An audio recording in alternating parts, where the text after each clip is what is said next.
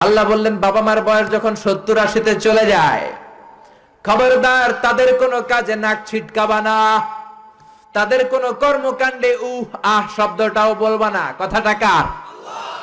কারণ তোমরা যখন ছোট ছিলা তোমাদের কোনো কর্মকাণ্ডে তোমার বাবা মা কিন্তু নাক ছিটকায় নাই, ঠিক কিনা? আমরা যখন ছোট ছিলাম মা বাবারে জ্বালা যন্ত্রণা দিতাম, তখন কিন্তু আমাদেরকে মা বাবা ঘর থেকে বের করে দেয় নাই, দিয়েছে?